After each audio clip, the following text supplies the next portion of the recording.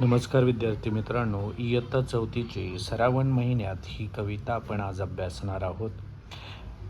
श्रावण महिन्यात होते मोठाच नवल, श्रावण महिन्यात होते मोठाच नवल, सात रंगाचा तोरण कसा आभारी चोवल, सात रंगाचा तोरण कसा आभारी चोवल, श्रावण महिन्यात ढगा ढोल वाजवती, श्रावण महिन्यात ढगा ढोल वाजवती, कर्जात धाकधूक इजा किल्लोर करती, कर्जात धाकधूक इजा किल्लोर करती, श्रावण महिन्यात पाका फुलवते मोर, श्रावण महिन्यात पाका फुलवते मोर, नाच ठाकात माटात संगा धरून लांडोर,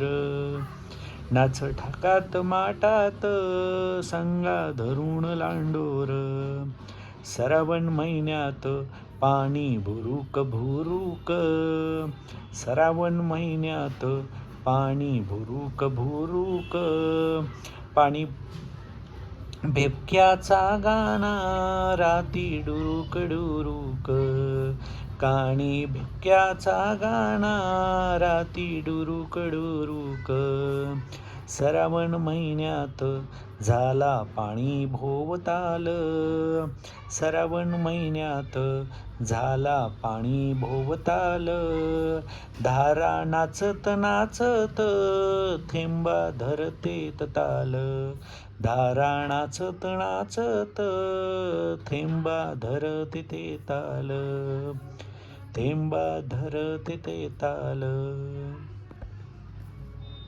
नमस्कार मित्रांनो, श्रावण महिन्यात ही कविता आज आपण पाहत आहोत. त्यामध्ये लोकराम शेंडे यांनी ही कविता रचलेली आहे. लोकराम शेंडे हे विदर्भातील झाडी बोलीतील प्रसिद्ध कवी आणि साहित्यिक आहेत. त्यांनी झाडी बोलीतील लोकजीवन, निसर्ग, शेती, पावसाळा, ग्रामीण संस्कृती याचे अत्यंत जीवन चित्रण आपल्या कवितांमधून केले आहे. त्यांच्या कवितांमध्ये साधी ओघवती भाषा, लयबद्ध आणि लोकसंस्कृतीचे सुंदर दर्शन घडते. त्यामुळे त्यांच्या कविता लहान मुलांनाही सहज समजतात आणि आवडतात. मग ही झाडी बोलीभाषा नेमकी आहे तरी काय आणि किती प्राचीन आहे हे पाहूया. झाडी बोलीभाषा ही मराठीच्या जुन्या बोलीभाषांपैकी एक मानली जाते. ती अनेक शतकांपासून, सुमारे 400 ते 500 वर्षापासून अधिक काळ लोकजीवनात प्रचलित आहे. या बोली लोकगीतं, ओव्या, कथा, म्हणी, लोकपरंपरा आजही जपलेल्या आहेत. मग ह्या भाषा किंवा ही भाषा साधारणतः कोणत्या राज्यामध्ये बोलली जाते तर महाराष्ट्र, छत्तीसगड, मध्य प्रदेश, सीमावर्ती भागांमध्ये ही भाषा बोलली जाते.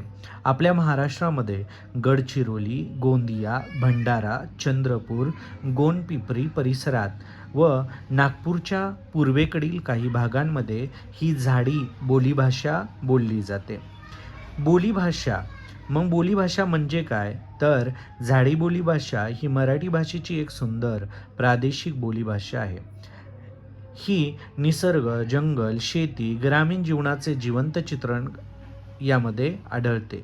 या बोलीचा उच्चार आणि काही शब्द प्रमाण मराठी भाषेपेक्षा वेगळे आहेत. मग आपण यातलीच अजून एक कविता पाहूया. पाऊस आला.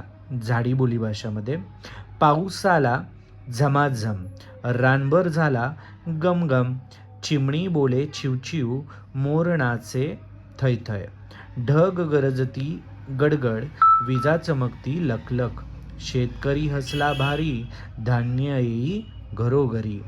अशा पद्धतीने पहा, इयत्ता चौथीसाठी या आपल्या गोंड भाषा असेल किंवा ही झाडी भाषा असेल किंवा आपण विदर्भातील भाषा असेल, अशा वेगवेगळ्या प्रकारच्या बोलीभाषा आपल्या मराठीमध्ये आपण बोलत असतो आणि यातीलच ही सुंदर अशी कविता आज आपण अभ्यासली.